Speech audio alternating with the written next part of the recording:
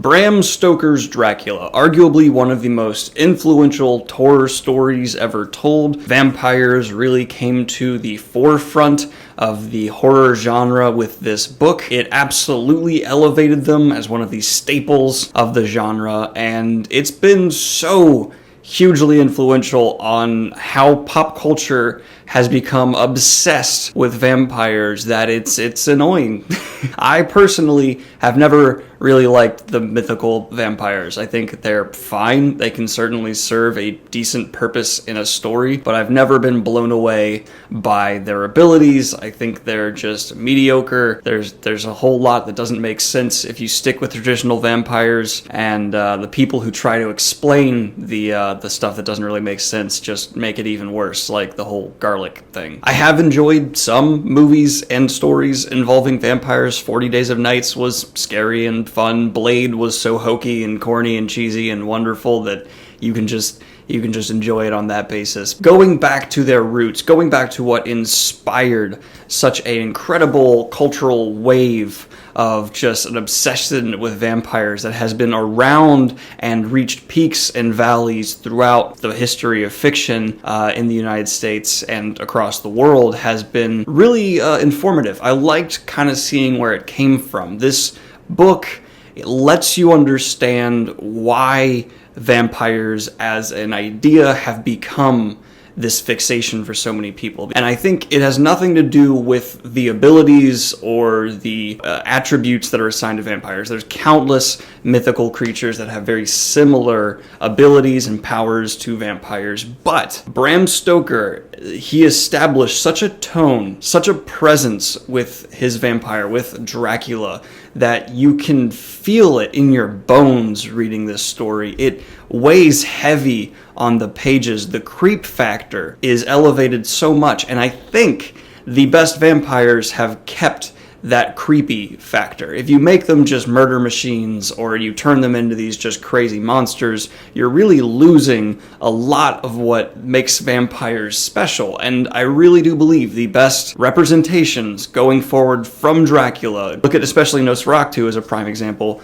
have kept that creepiness because they're not supposed to be normal people. They're supposed to be out of it. Also, one of the best representations of vampires in history was Taika Waititi's What We Do in the Shadows. If you have not seen that movie, do yourself a favor, pick it up. It's incredibly funny. And it also kind of keeps the creep factor a little bit in some ways, but you can also approach vampires the funny way, and that can really work as well. Also, Taika Waititi is just a brilliant filmmaker, and it's a comedy I'd love to slip in a little brief. Go see it. Go do it. But going back to the actual story of Dracula, what you have here is actually a really simple story, and the author seems to know it. It's so old, it's kind of hard for me to analyze the writing as well as I can analyze modern writing trends because I find it more difficult to place what the author was going for. I can really just more place what he accomplished. This book was released in 1897, so it's definitely a different era of writing altogether than what I'm used to looking at. But what Bram Stoker truly accomplished here was weird and creepy, and that's very good. That's a positive thing, because I don't know of many books in that time period that really went for that, and I don't know if he was going for that, but it's certainly what he accomplished in strides. I don't normally get scared from books. It never really bothered me. I've read Ghost Mansion stories and all these things, and it never really hits me, mainly because I don't believe in anything supernatural at all. So whenever they're like, oh, it's a spooky ghost, it doesn't really ring home. But if you do want to creep me out, focus on atmosphere, focus on tone, and Bram Stoker does that here and keeps up a decent pace while doing so. I've seen some people criticize the pacing of Dracula. I found it to be fine because the way this story is presented, the person we are following while these discoveries are being made about what and who Dracula is, would not have been as impactful if we had a more fast-paced story. It really took its time slowly drawing out and building not only the character of Dracula, but a relationship with Dracula. This off-putting, strange, interpretation of how a man and Dracula could get along was fascinating and an interesting choice that seems way ahead of its time, and this book really did focus on that relationship and characteristics of both men involved. If this book was written today, it would not be held super high. It would be considered an average kind of character horror piece, but being from the time that it is, I can totally see how this book would have a huge impact and really stick with people, because I'm sure they'd never read anything like this story. Such heavy emphasis and so much time is taken to build a tone, a setting that it works, and it's why the setting that follows Dracula and that tone has carried so well all the way up to modern times, even though recently it's slipped. While I've never particularly found vampires fascinating, I do find Dracula to be so, and what other authors have done, what other filmmakers have created as representations or spin-offs of this OG character, this character that took a random mythological creature and brought him to the forefront of media for over a century since, is really fascinating. It's traceable history. You're able to go back and see where all these little spiderweb spindly bits came from, where other authors, where other filmmakers have brought in characteristics and aspects to the vampire or Dracula character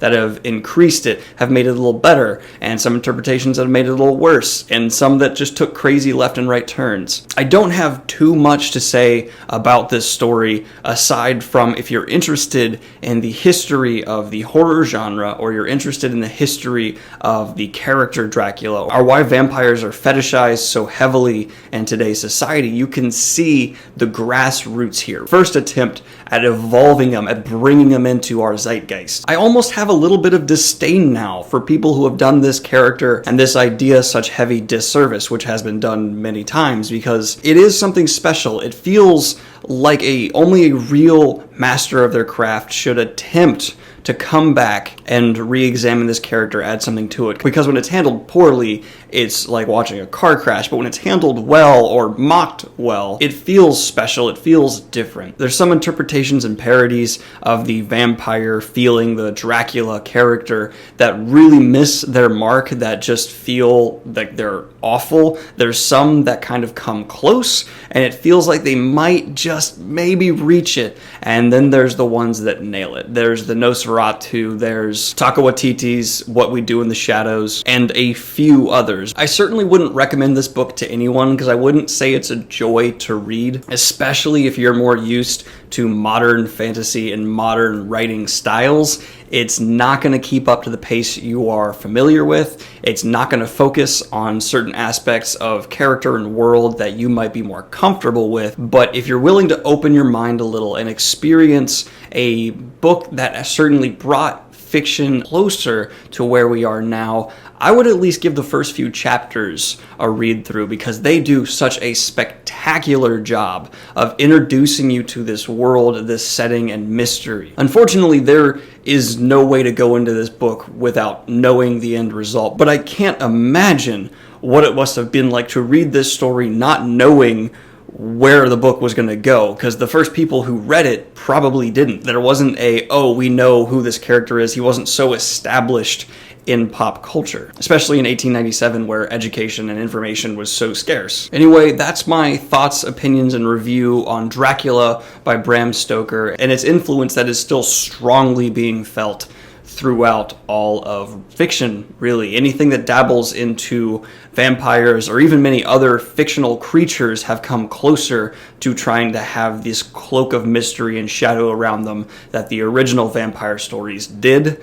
It's just neat. I really liked seeing how we've gotten from point A to, I guess at this point, Z here with this simple concept. It's fascinating almost. I hope you guys liked this video and my rambling thoughts about what this book has done for us and my appreciation for Dracula as a whole. Let me know if you want me to read more horror-based fantasy or fiction, because I honestly have not read much. Dracula and a couple of just spooky ghost stories from various things when I was a kid is really just about it. Let me know what your favorites are, what I should pick up down in the comments below. I hope you guys are having a wonderful day. Like and subscribe if you have not already, and hit the Patreon if you want to support what I do here. Have a good one, y'all. Peace. and my favorite quote from Bram Stoker's Dracula. The world seems full of good men, even if there are monsters in it.